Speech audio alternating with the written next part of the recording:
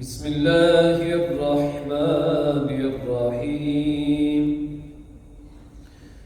إن الله وملائكته يصلون على النبي يا أيها الذين آمنوا صلوا عليه وسلموا تسليما اللهم صل وسلم وبارك على سيدنا محمد وأنزله المقعد المقرب عندك يوم القيامة صلاة وسلاما عليك يا سيدي يا رسول الله وعلى آلك وأصحابك يا سيدي يا حبيب الله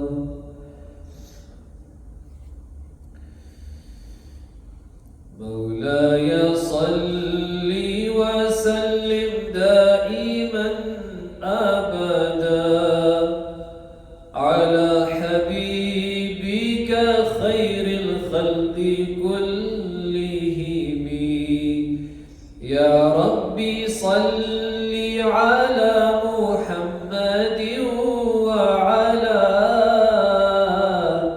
ساداتنا آله وصحبه الكرام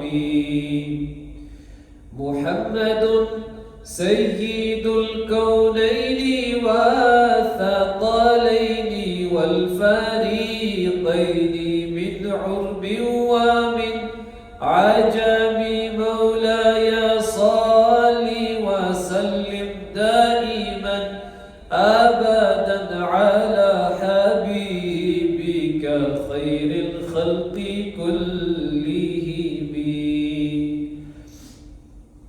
محمد أشرف الأعراب والعجم محمد خير من يمشي على قدم مولاي صل وسلم دائما أبدا على حبيبك خير الخلق كلهم محمد ذكره روح لأنفسنا محمد شكره فرض على الأمم مولاي صل وسلم دائما أبدا على حبيبك خير الخلق كلهم ثم الرضا عن أبي بكر وعن أمراء وعن علي وعن عثمان ذي الكرم مولاي صل وسلم دائما أبدا على حبيبك خير الخلق كلهم يا ربي صل على محمد وعلى ساداتنا آله وصحبه الكرام الحمد لله رب العالمين وصلى الله تعالى على سيدنا محمد وعلى آله وصحبه أجمعين ومن تبعهم بإحسان إلى يوم الدين أما بعد فأعوذ بالله من الشيطان الرجيم بسم الله الرحمن الرحيم قال الله سبحانه وتعالى في القرآن الحكيم كنتم خير أمة أخرجت للناس تأمرون بالمعروف وتنهون عن المنكر وتؤمنون بالله صدق الله العظيم وصدق رسوله النبي الأمين اللهم صل وسلم وبارك على سيدنا محمد وعلى آله وصحبه أجمعين. السلام عليكم ورحمة الله وبركاته. Allah subhanahu wa ta'ala states in the Quran, كنتم خير أمة أخرجت للناس. You are the best ummah to have been brought out from humanity. تأمرون بالمعروف, you command good. وتنهون عن المنكر, and you stop evil. وتؤمنون بالله, and you believe in Allah subhanahu wa ta'ala. In other words, so long as you instruct good, you prohibit evil, and you believe in Allah, you deserve this title of the best of nations, the best of people. خير أمة. But when you relinquish spreading goodness, stopping evil, and you relinquish belief in Allah, you become the worst of people by default. Because if you were the best through commanding good, stopping evil, believing in Allah, then when you let go of all of these things, by default you become the worst of people. Now, one of the most emphasized things the Prophet ﷺ emphasized is knowledge. We say this quite a lot. We talk about knowledge, but then there's no practical element to it. We just quote a few hadith, we quote verses of the Quran, and that's it. We leave people to their own devices. That's not how it's supposed to be. There has to be a practical element to knowledge, and especially seeking knowledge. But the best way to do that is look at the Muslim civilization, look at 1400 years of scholarship, achievements, not just achievements in the Muslim world, and how they came into the Western world, in Europe. The biggest contribution the Muslims gave to the Western world was knowledge. And I say this not to have a dig at Western civilization that they have no knowledge at all. That's not what's meant. But when they discovered the Muslim civilization, the very first people to come into contact with the Muslim world were the Crusaders, the Christians. They were the very first people in history to come into contact with the Muslim world. They came to fight. They came to destroy the Muslims. And they were told by the Pope that these people are wild barbarians. They have no morals and they have no ethics. These are people who are idol worshippers. They have no faith. And so, brainwashed into thinking that this is what the Muslims are like, they entered into the Middle East. However, they were pleasantly surprised. They were pleasantly surprised because they found that, contrary to what they have been told, the Muslims have extremely high morals. They're very ethical people. They're very knowledgeable people. And contrary to what they were told, that these people are polytheists, they're actually monotheists. They believe in one God. They're very civil. They know chivalry. They know courage. They're very polite. They learnt all of this when they came into contact with the Muslims the very first time, the Crusaders. And the irony is, they were the barbarians. After what they did when they ransacked Masjid al-Aqsa and Jerusalem, and how they butchered 70,000 Muslims, such was the level of atrocities that took place that the blood came up knee-high. They were wading in blood.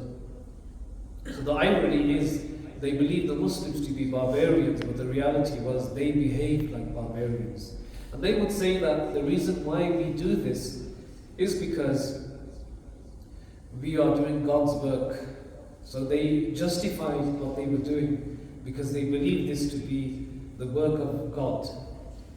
And they butchered and they massacred. Nonetheless, that's not the point. The point is, when they discovered the Muslims are far ahead of Europe, the king at that time, the King of England, Charles I, he said to the soldiers that when you return back to Europe, you come back to Britain, and you come back to Italy, make sure you come back with manuscripts, books belonging to Muslims. Because what they were doing was they were taking the ideas of the Muslims and they were taking credit for this. Just to give you a few examples of what the Muslims achieved. We achieved things in medicine.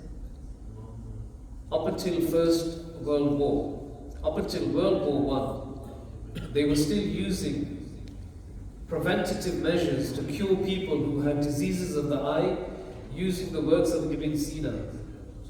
Up until World War I, which is very recent, Ibn Sina passed away about 1,000 years ago. They were still using his works to cure people who had eye ailments and diseases. The very first people who took preventative measures against the spread of disease were Muslims. The very first people. We came up with the idea of vaccinations. The idea that you give somebody a small dose of a disease in order for their body, their immune system, to fight against it and build immunity. The Muslims came up with this. The very first people. Vaccinations and this concept of vaccinations. Because they understood that Allah has created the human body such that if they were afflicted with a disease, their immune system is able to build itself up to fight against that disease. And so this is where the concept of vaccinations came from. If you look at the Royal Pharmaceutical Society, the emblem, okay, and I want you to do this when you go. Look at the Royal Pharmaceutical Society, the emblem, the logo. And on one side you will see the physician Galen. On the other side you will see the Muslim physician Ibn Sina. Even today, 2024, Ibn Sina is still on the emblem of the Royal Pharmaceutical Society because of his contributions to the entire world. Not just the Muslim world, the entire world. He was a physician, he was a mathematician, he was a polymath, he was an absolute genius. And he was Muslim. They changed his name from Ibn Sina to Avicenna. So they took away the Muslim identity which he had, and to promote him and his works in the Western world, they changed his name to Avicenna. You have many organizations today, the Avicenna Academy, going by that name. But the reality is that the Muslims are unaware that this person was a Muslim, Persian Muslim. The Muslims, when it came to health, and this is probably, I say this because this is directly found in Hadith. When it came to health and well-being, nobody contributed more to the world than the Muslims did. Nobody. In fact, some of the historians said that historically they used disease and illness as a weapon of war in the Americas. They would go there and they would use this as a war weapon in order to eradicate the population. Spread of disease, spread of illness. The Prophet ﷺ was the very first person who came up with this idea of quarantine.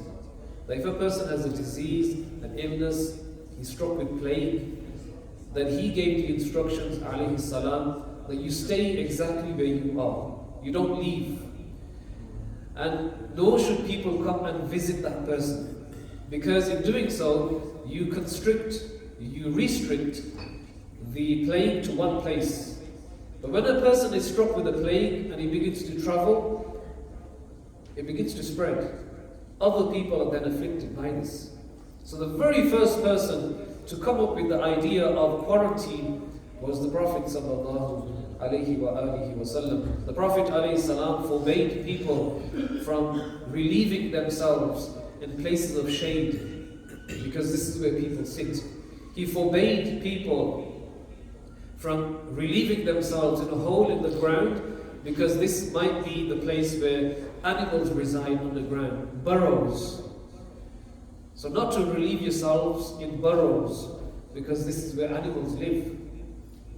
The Prophet ﷺ, when it came to preservation of the environment, he said not to even waste water, even if you are by a running stream. A stream of water, even then you should not waste water. This is just with health and well-being. Now contrast that to what we found in the Western world pre the Islamic era. The Queen in the Victorian ages, she would bathe once a year. This is historically documented. Again, this is not to have a dig at anybody. This is just highlighting history so that you appreciate the Islamic narrative even more. The Queen would bathe once a year. This was because they believed that the more dirty a person was, the more righteous a person was. So this thing which sounds really bizarre to us, but the more unkempt a person's hair was, the more disheveled he was, the more disheveled his clothes were, the closer he was to this idea of asceticism, that he's more righteous, he's more pious. But naturally, when you don't bathe and you don't wash yourselves, you're going to let off a smell. So in order to cover this smell, they would use cloves and they would use oranges just to mask the smell. This is historically documented. Now contrast that to Islam. The Prophet ﷺ said, "At-taharatu shatrul iman." Purity is half of faith. Half of faith. Meaning, if you don't look after yourself, if you don't take care of yourself, you relinquish half of your faith. That's how important it is. It's Jummah today. We know the Prophet ﷺ emphasized bathing on Fridays. It's not compulsory, it's not obligatory, but it's highly emphasized. So at the very bare minimum, a Muslim bathes once a week. At the very least, once a week on the day of Jummah. He wears new clothes, he uses perfume. The very first people to come up with perfume were Muslims. The very same person who came up with the idea of perfume also came up with the concept of toothpaste. He also came up with the concept of shampoo. He also came up with the concept of soap. And this man was known as Ziryar. You've heard of his name. He was the man who invented the tablecloth. When you sit to eat, you spread the tablecloth. He came up with this idea. He was also the one who came up with this concept of a 3-course meal. A starter, a main, and a dessert. He was the one who came up with this idea. You hear of this in restaurants now. And the Western world talks about it as if they came up with this concept. But it was a Muslim who established this in Muslim Spain. When it came to agriculture, the Muslims were so far ahead that even today in Spain, formerly run by Muslims, even today in Spain they use the same techniques the Muslims left behind over 1,000 years ago. And in Britain, they would reap the crops once a year, and if that crop failed, they would starve. But you go to the Muslim world, and in Spain, they would have crops multiple times in the year. They were able to produce crops which were not even native to the land. Meaning that's how advanced they were.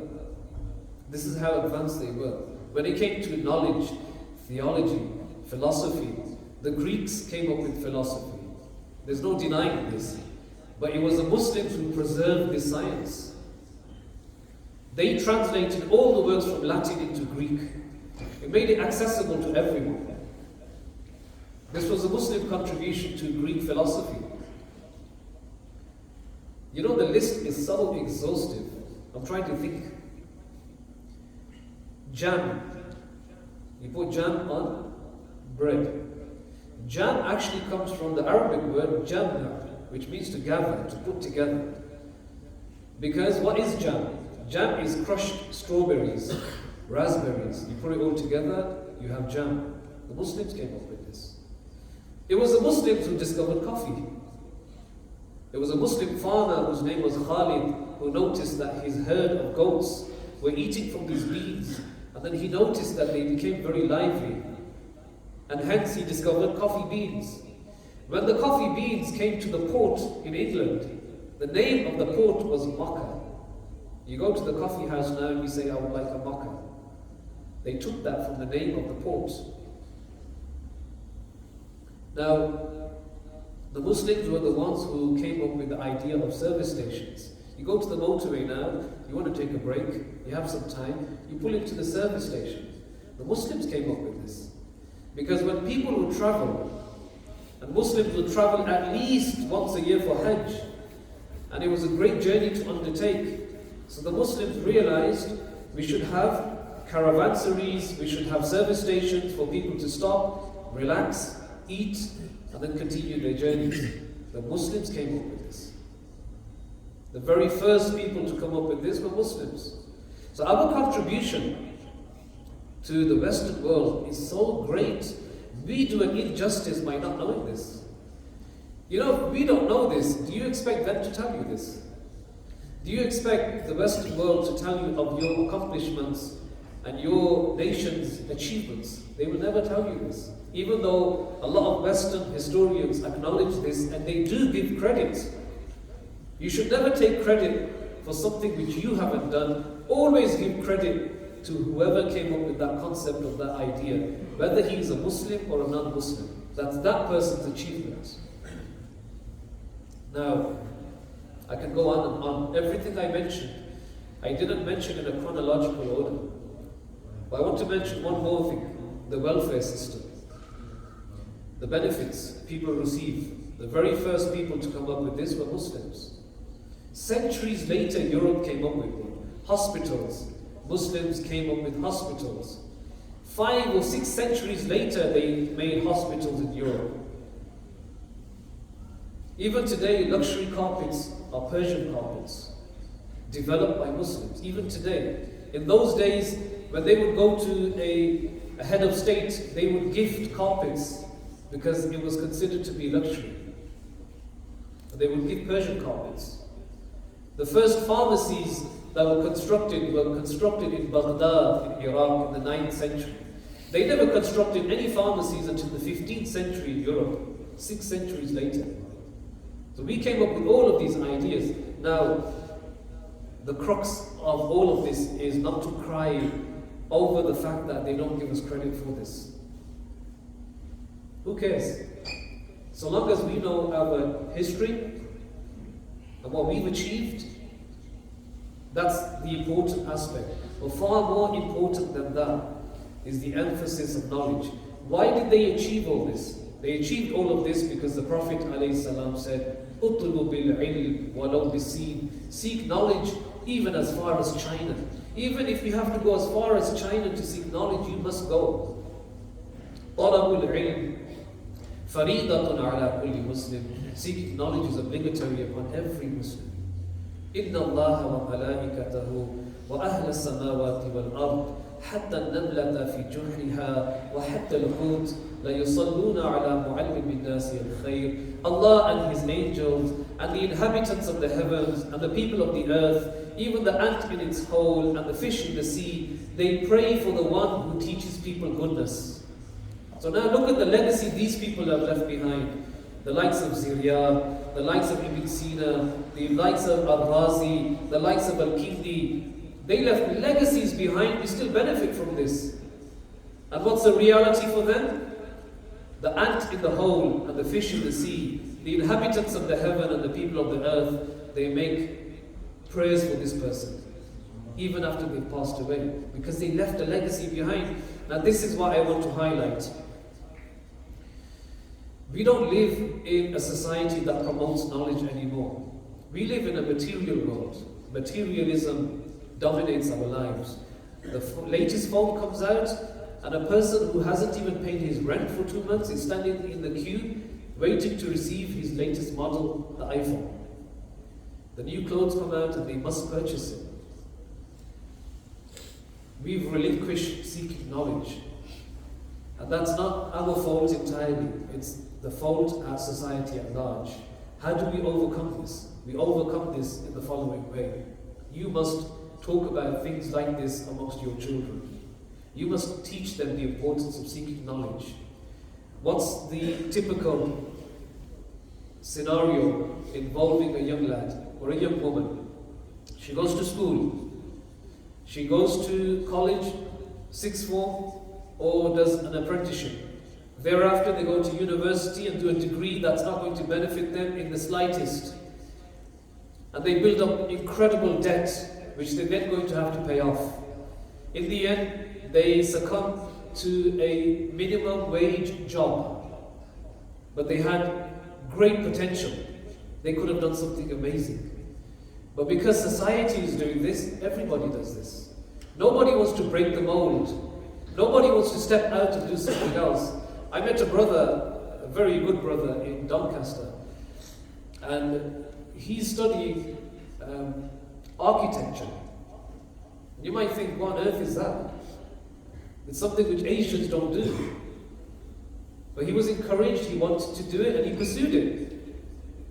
And these kind of buildings that come into fruition are the works of architects. The most famous Muslim architect was a Turkish architect, Mimar Sinan, who built the likes of the masajid which you see in Turkey. If it wasn't for him, the Hagia Sophia would have collapsed, because he strengthened the foundations, the foundations of those buildings, and they still stand today because of their works. So, but the point here is this: talk about this amongst your circles. Talk about these phenomenal people who left us, their achievements, what they achieved, what they contributed to the world, and you will instill in their minds this legacy, but also the hope that they will achieve something like this as well. Everyone has great potential. We've proven over 1400 years that Muslims are incredibly intellectual, very intelligent. And that applies to each and every one of us. We can do a lot more. Unfortunately, we've come to a situation now where we just want to make ends meet. We're looking for the next hustle, the next grind, make enough money, and we move on. We don't use the mind to its full potential. So speak about this to your children, your family members. This should be the conversations you should be having when you sit down to eat. Next time you put a meal down, you put a tablecloth down, say, do you know who the person was who came up with this concept? It was a Muslim, his name was Ziryad. This 3-course meal you've just had, he came up with this. You bathe your young children, teach them. Shampoo, Muslims developed it. Soap, Muslims developed it. Or toothpaste, Muslims developed it. Teach them this. We came up with all this. And the one and last and final thing I want to say is this. Last year, we started a book club, and the idea of the book club was to get people away from using their phones and to read a chapter, just one chapter of a book which we nominate, and coming to the masjid. It's a very nice environment, tea, coffee, snacks, and everybody just discusses the chapter.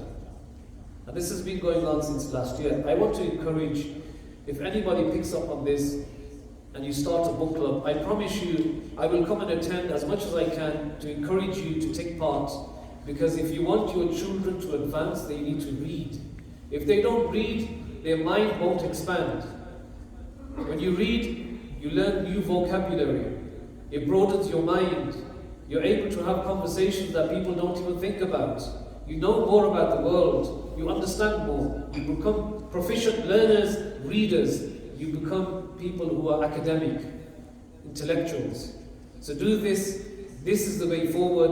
Learn. If you are born in the UK, there is no reason why you should not be proficient in the English language. You should be. You should be able to speak as fluently as anybody else. And if you're not able to, it's because you're not applying yourself. And I know that sounds harsh, but it is the reality. And from time to time, you have to be given a dose of reality to bring you back to reality. May Allah subhanahu wa ta'ala give us tawfiq.